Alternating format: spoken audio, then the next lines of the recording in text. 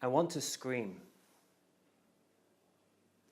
I am sick and tired of keeping quiet because you can't handle the volume of who I am. I refuse to play small just because my brightness hurts your eyes. I'm not some dog that you can beat into obedience. If I want to bark, I will bark. And right now, I want to fucking howl!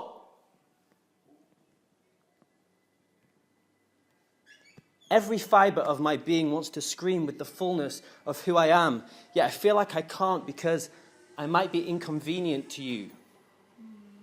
Or for my neighbour that can hear every peep through the thin ceiling of our apartment. I can't even fuck my girl loudly in case I lose myself in the pleasure and accidentally wake him up. We don't have time to play right now. Now's not the right time to have fun. We are too busy making money to enjoy all of the best things in life, which we know deep down come for free.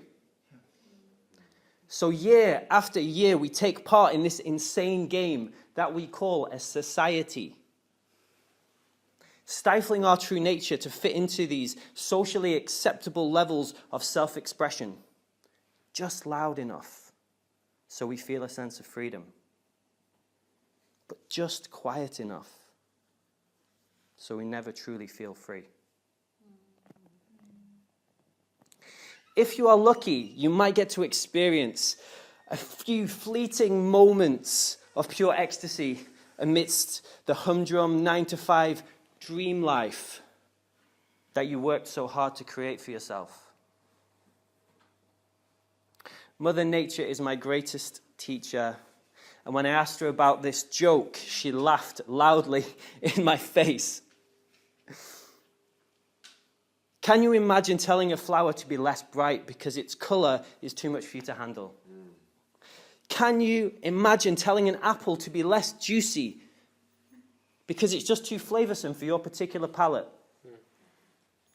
When Mother Nature wants to express herself, she screams as loudly as she can the fullness of who she is. She screams about her beauty with every mesmerizing pink sunset, using the light and the clouds and the shadows as her instruments. She announces her presence every morning with the rooster that crows at 5 a.m. and every wolf howling at the moon, trying to find its pack. And she expresses her rage with every devastating earthquake and uncontrollable storm that brings her back to her perfect balance. Just try and tell her to be quiet. Waste your breath. See how much she cares about your convenience. So I pray to my mother as I'm down on my knees, sobbing uncontrollably at this seemingly impossible position that I find myself in. So desperate for love and connection, yet terrified of asking for your attention in case I upset you with my neediness. Mother, what can I do? How can I shine my brightest without blinding those that aren't ready to see me?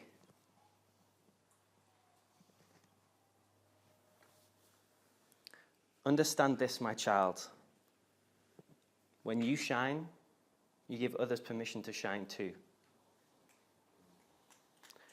Sure, some people will turn their gaze and complain to their friends about your sheer audacity to feel so fully, to sing so sweetly, to fuck so ferociously. There will be others that will stare at you, marveling at your glory, hoping that one day they can express themselves so freely. And then there will be those other shiny people that will recognize themselves in you and join in with your play. Jumping and laughing and dancing with you, dreaming and screaming and beaming with you. So the real question you have to answer is this, my child. If you don't dare to shine, then how will the shiny people find you?